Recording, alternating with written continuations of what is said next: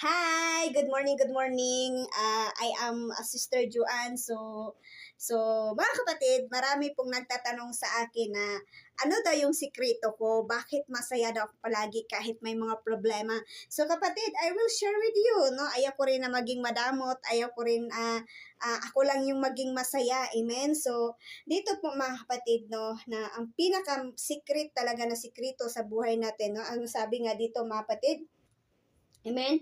So mga kapatid, no, ang secret sa pagiging masaya o pagkakaroon ng kapayapaan kahit may problema ay madalas na tinatawag sa Biblia na peace that surpasses or understanding. Amen? So dito mga kapatid, no, ito yung pinaka Bible verse na pinaghahawakan ko sa buhay ko, no, kasi yung dumanas ako ng mga problema, yung dumating yung namatay yung sister ko, ito yung binigay ni Lord na Bible verse para sa akin. Sabi po dito sa Pilipos chapter 4 verse 6 to 7, ito ang pinakasikat na secret. Ang susi ay ang pagdadarasal sa halip na pag-alala. Kapag ibinigay mo ang lahat sa Diyos ng may pasalamat, bibigyan niya ang puso mo ng kapayapaan na hindi kayang ipaliwanag ng tao. Amen! Praise the Lord! So mga kapatid, every time na may mga problema tayo, mga pagsulay sa itong kinabuhi, mga pagsubok sa itong buhay, pray, pag-ampo, manalangin. Mo ka na mga kapatid, ang pinakasikreto sa atong kinabuhi, no?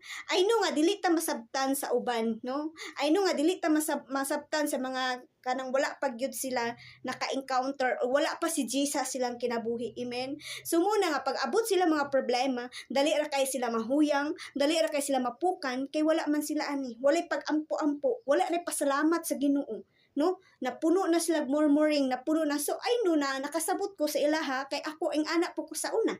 Amen. So another book mga kapatid na magbibigay ng kalakasan sa atin every time na may mga problema.